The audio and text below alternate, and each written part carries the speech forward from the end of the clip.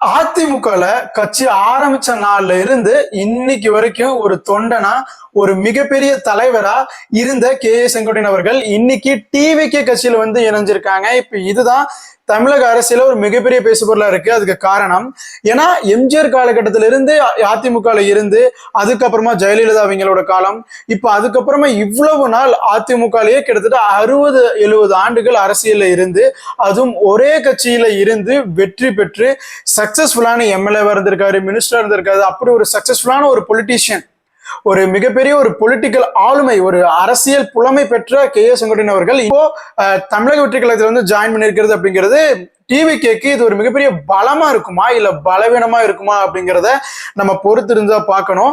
ஆனா இந்த செங்கோட்டையன் அவர்களுடைய அந்த பொலிட்டிக்கல் எக்ஸ்பீரியன்ஸ், அவங்களுடைய அந்த பொலிட்டிக்கல் அறிவை கண்டிப்பா டிவிகேக்கு பயனுள்ள வகையில இருக்கும், அவங்க டெவலப் ஆகுறது கண்டிப்பா யூஸ்ஃபுல்லா இருக்கும் அப்படின்னு நிறைய பேர் சொல்லிட்டு இருக்காங்க. ஏன்னா பாத்தீங்கன்னா டிவிகே என்னதான் இருந்தாலும் இப்ப ஆரம்பிச்ச கட்சி தான், கடந்த ஒரு வருஷம் ஆயிருக்கா. சோ இப்பதான் அவங்க அரசியலை பத்தி கத்துக்கிறாங்க, அரசியல இப்பதான் அவங்க நுழையிறாங்க, அரசியல்ல அவங்களுக்கான எக்ஸ்பீரியன்ஸ் அப்படிங்கிறது இப்பதான் டெவலப் ஆயிட்டு இருக்காங்க. சோ அப்படி இருக்கப்போ இந்த மாதிரியான தமிழக அரசியல்ல நீண்ட நாட்களா இருந்த ஒரு நபர் இப்போ இந்த கட்சியில வந்து சேர்ந்து இருக்கிறது அப்படிங்கிறது தாவேகா கட்சிக்கு ஒரு மிகப்பெரிய பலம் அப்படின்னு சொல்லலாம். பட் இதுல இன்னொரு மிகப்பெரிய பிரச்சனை என்னன்னா, செங்கோட்டையன் அவர்கள் என்னதான் தாவேகா கட்சிக்கு போனாலும் அவருடைய பாக்கெட்ல இன்னமும் ஜெயலலிதா போட்டோ வச்சிருக்காரு.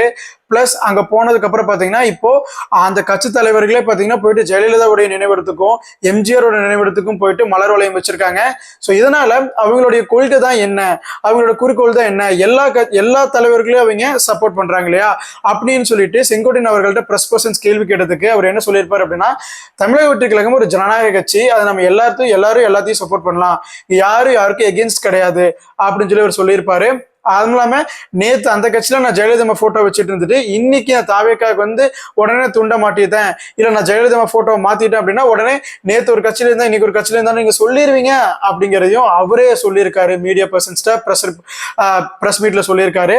சோ இந்த நிலைமையில யாரு செங்கோட்டையன் அவர்கள், இவரு தாவேக்காக்கு வர்றதுனால தாவேக்காக்கு இது என்ன பலம், இதனால அதிமுகக்கு என்ன லாஸ், அதாவது செங்கோட்டையன் அவர்கள் யாரு, அவங்களோட பொலிட்டிக்கல் ஜேர்னி எப்படி இருந்துச்சு, அவர் கிட்டத்தட்ட 1970களில் அதிமுக கட்சி ஆரம்பிச்சதுல இருந்து இன்னைக்கு வரைக்கும் இருக்காரு. அவருடைய ஆரம்ப காலகட்டத்தில இருந்து இன்னைக்கு வரைக்கும் அவருடைய அரசியல் வாழ்க்கை அப்படிங்கிறது எப்படி இருக்கு அப்படிங்கிறத இந்த வீடியோல பார்க்க போறோம். திஸ் இஸ் ஜிகே பைட்ஸ், நான் உங்க ஜிகே.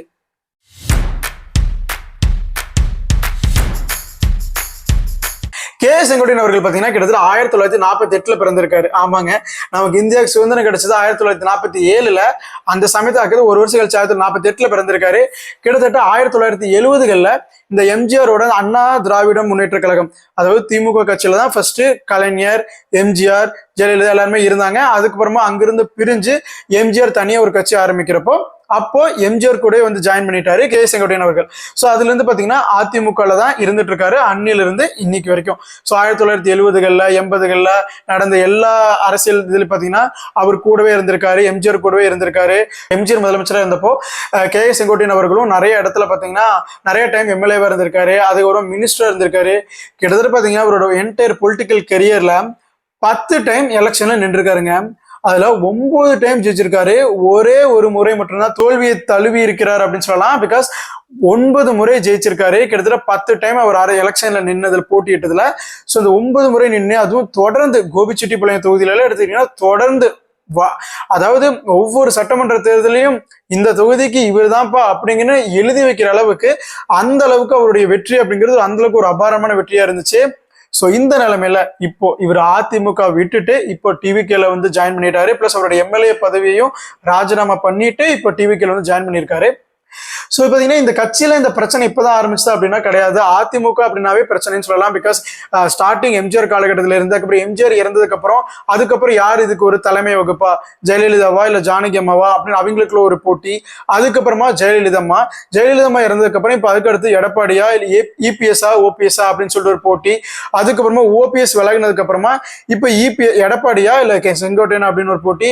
சோ இந்த நிலைமையில ரீசெண்டா எடப்பாடியார் அவர்கள் பாத்தீங்கன்னா செங்கோட்டையன் அவர்களை இப்ப கட்சியிலிருந்து விலக்கிட்டேன், கட்சியிலிருந்து நீக்கிறேன் அப்படின்னு சொல்லியிருந்தாரு. இந்த நிலைமையில செங்கோட்டையன் அவர்கள் என்ன மதிக்காத இடத்துல நான் இருக்க முடியாதுன்னு சொல்லிட்டு அதிமுக விட்டு விலகி இன்னைக்கு தாவேக்கால வந்து இணைந்திருக்காரு. ஸோ அந்த காலகட்டத்தில் பார்த்தீங்கன்னா அந்த கட்சியில பிரச்சனை அப்படிங்கிறது ஒரு சாதாரணமான ஒரு விஷயம் தான். ஏன்னா அந்த கட்சியிலையும் மாற்று கருத்துக்கள் இருக்கும், கருத்து வேறுபாடுகள் இருக்கும். ஆனாலும் அந்த கட்சியோட தலைவர் அப்படிங்கிறது ஒரு ஸ்ட்ராங்கா இருந்தா மட்டும்தான் அந்த கட்சியை நம்ம வழிநடத்தி கொண்டுட்டு போக முடியும். பிகாஸ் இன்னைக்கு இப்ப இருக்க அரசியல் சூழல் படி பார்த்தீங்கன்னா என்னதான் நிறைய கட்சிகள் இருக்கு. எக்ஸாம்பிளுக்கு பாமக இருக்கு, நாம் தமிழர் கட்சி இருக்கு, மக்கள் நீதி மையம் ஒரு கட்சி ஆரம்பிச்சாங்க, இப்ப அது இல்ல, தேமுதிக நிறைய கட்சிகள் இருந்தாலும் மத்தியில் அதாவது ஆட்சியை பிடிக்கிறது அப்படின்னு சொல்லிட்டு பாத்தீங்கன்னா சிஎம் போஸ்டிங் பிடிச்சி மெஜாரிட்டியை வின் பண்ணி சிஎம் அந்த ஆட்சிக்கு வர்றது பாத்தீங்கன்னா ரெண்டே கட்சியா தான் இருக்கு பெரும்பாலும். ஒன்னா உதயசூரியன் இல்லைன்னா ரெட்டையில, அதாவது ஒன்னா டிஎம்கே ஏடிஎம்கே அப்படிங்கிற நிலைமை தான் இன்னைக்கு வரைக்கும் இருந்துட்டு இருக்கு. ஏன்னா இந்த ரெண்டு திராவிட கட்சிகளை தவிர வேற எந்த ஒரு கட்சியுமே தமிழகத்துல ஆட்சியை பிடிச்சது இல்லை. இன்னைக்கு வரைக்கும் நீங்க ஊருக்குள்ள போயிட்டு பாட்டி தாத்தா வயசானீங்க யாரை கேட்டீங்கன்னாலும் யாருக்கு ஓட்டு போடுறீங்கன்னு கேட்டா ஒன்னா ரெட்டலை சொல்லுவாங்க, இல்லைன்னா உதயசூரியன் சொல்லுவாங்க.